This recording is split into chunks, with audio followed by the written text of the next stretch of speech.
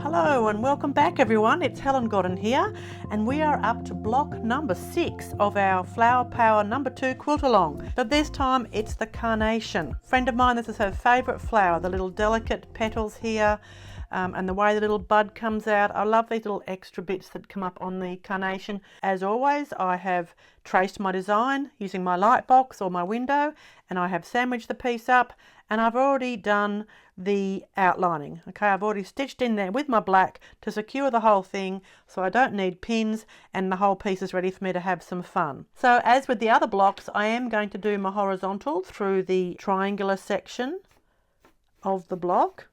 But with this one, I do have quite a large area here where I could do a pretty good demonstration without too much interference of the other leaves.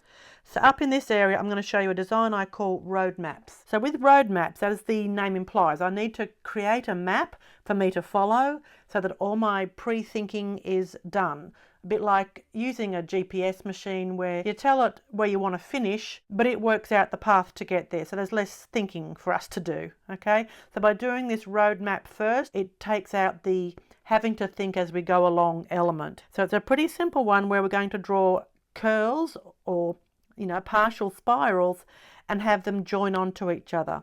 So big open spirals that connect to the edge. That's going to be our starting point. And now every other spiral and curl I create must come off the previous one, and I want overall this area to be evenly filled with this road map, as if this is a suburb that we're planning where the roads are going to go. We want everywhere to have equal access. So from here I'm going to join on another one here. From there another one comes down here, and I might just fill that little bit there because it's a bit of an empty pocket otherwise. So it doesn't matter where I join onto that one or that one, doesn't matter, just keep joining spirals on that end up filling this whole area quite consistently. Because that's what we're always looking for, is consistency, not perfection. So with my road map, I'm now going to stitch, I'll just use this as a pointer, I'm going to stitch either side of that mark I've made. So there's the mark, I'm going to stitch, let's say 1/8 of an inch that side of it, and keep stitching 1/8 of an inch. Never cross over the drawn line. Okay, and we will follow that road map, and lo and behold, we will get to the finish line. Yes, we will. So I'm going to put my needle down, needle up, bring up that bottom thread, and then follow that path, staying 1/4 of an inch from that path and not crossing onto my path.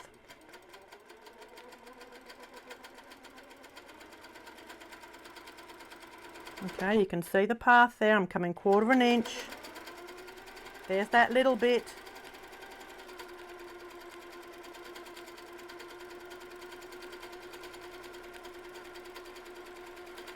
Just follow wherever that path takes you, just like you listen to the GPS and just follow wherever it takes you. You have trust. You trust your GPS. Well, trust us here.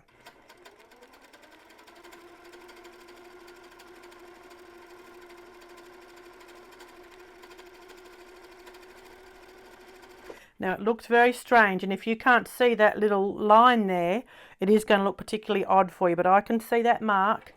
I just really want you to see those markings to understand where I'm going.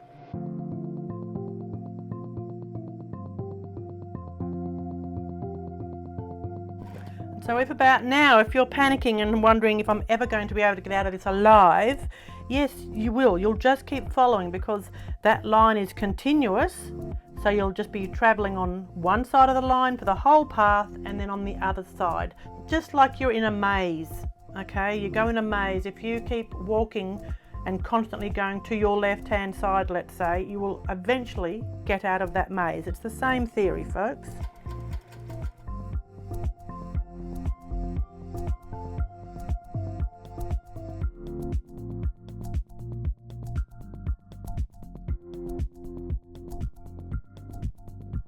Ta-da! Isn't that amazing? Look at that. Okay, now I can already see what I perhaps should have made sure is that I did have elements that go underneath the carnation that bit more, because see how there it's just close. If I had something that just implied that it went underneath, you know, really fine criticism there, Helen, but that's okay. I think a little section needs to go there, so I'll do that when I get there. Maybe a little bit here. I could come along and just add that little bit, and you'd be amazed how that can just really finish it off and make it look like it continues beyond. See, and down through there. Okay, the road maps can be any shape. It could have been a whole series of, you know, squarish shapes. As long as each section touches onto the other, you can then still follow that path. Okay.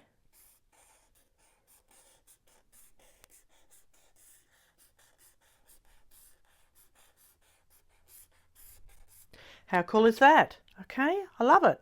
So there's a whole variety of road map shapes you could start with, and all I'm thinking to myself is making sure I have fairly evenly filled the space so that after it's quilted it's going to have a fairly even design. So this is how we take a single line to being a width, okay, and it gives it more impact. In a lot of my other classes that I teach, that width is what we then will paint in to show off our quilting even more. So if you look on here, let's pretend we're painting by colouring in with this pen. Okay, see how that now really stands out as being, you know, a major element. We've now made it a 1/4 inch wide impact of design. Woohoo, I love that one. It can become one of your favourites too. Right, I'm going to jump on in while you're practicing road maps on paper. I'm going to come in and do the horizontal bits.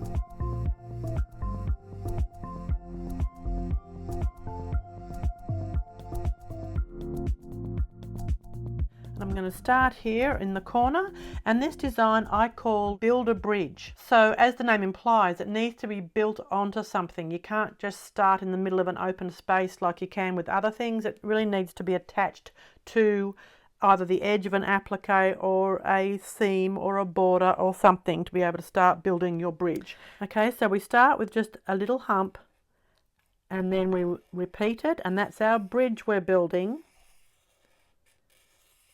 I've gone 5 times, 1, 2, 3, 4, 5. I then start again back at the beginning. But I want that to be built on top of the previous bridge. So come along and build that bridge on and touch into your previous line of stitching.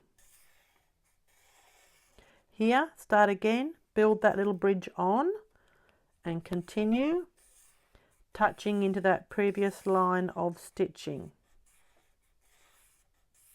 Oops, okay, that's the general idea of it. So let's see how we go.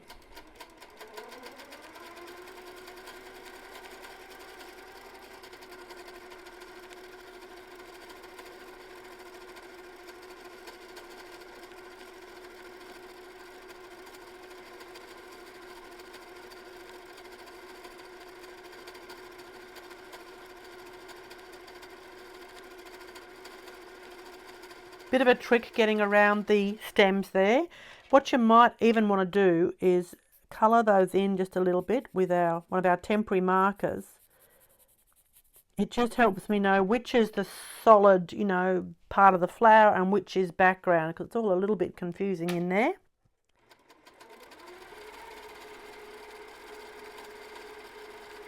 One, 2, 3, 4, 5. That's just the way I like to do it, and they are all about a 1/4 inch spaced, but only approximately.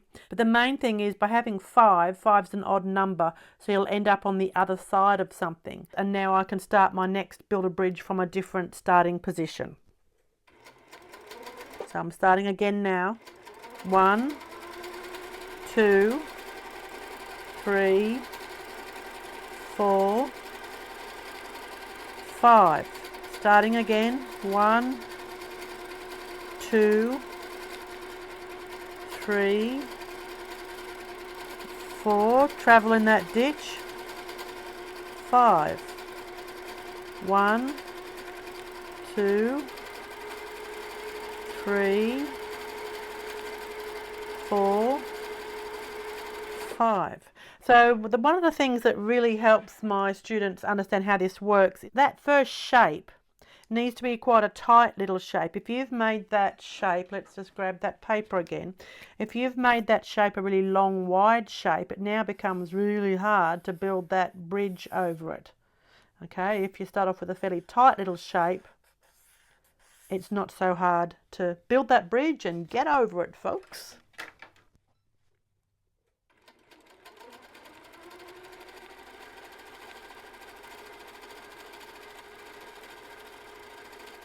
I have done 5, but there is no room for another one to start, so I'm just going to do a 6th pass, just so it continues. Now here's my new one. 1, 2. Alright, not much we can do in these tiny spaces, so I'm just going to do curved parallel lines that just imply more of that same pattern. Don't attempt to start squeezing a little something in here, it's just going to look ugly and silly. So we're pretending the pattern continues behind that leaf with just the suggestion of some curves. And now there's a slightly bigger area here, so I'm going to start one here.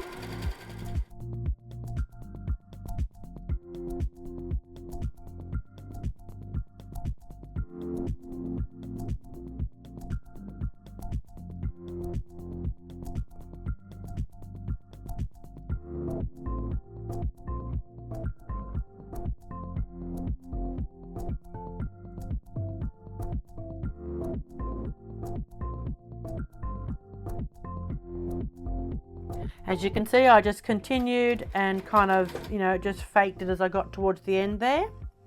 Now, what are we going to do in these leaves? I'm thinking we might just echo these very elegant shapes, starting from nothing and then coming into that shape there.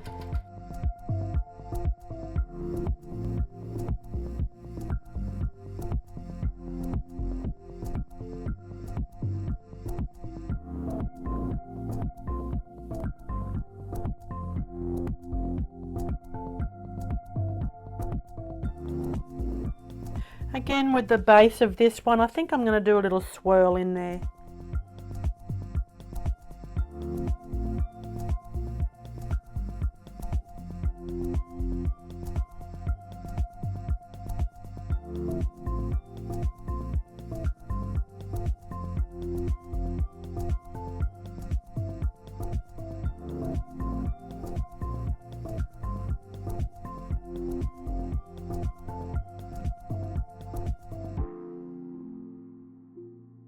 There we go. I think that one's finished. That's going to look excellent when we iron it up. So with the purple marker, we've got to make sure we dampen that to get rid of that marker. And then for the panda pencil, I did do some lines there. That's an iron, so that'll come last, is the ironing, because we iron this anyway to prep it for when we, create the actual quilt. And that, I believe, is block number 6. My goodness, we're almost there. So hopefully you'll join me again in a couple of days. Thanks for joining me, and don't forget, subscribe to Helen Godden Quilts, and then you won't miss any of my videos as they come out. And then also, if you wouldn't mind having a look at helengodden.com, and you'll find so many fantastic online classes that you can do with me. So if you've enjoyed this, I have many more online classes, 16 in fact. Most of them involve quilting, others include painting as well. Please check out helengodden.com. And yes, I do post all over the world as far as, mailing things to you. And we'll see you in a couple of days for our next block. So thank you very much. Stay tuned for another episode of Flower Power number 2 Quilt Along with Helen Godden. Yay!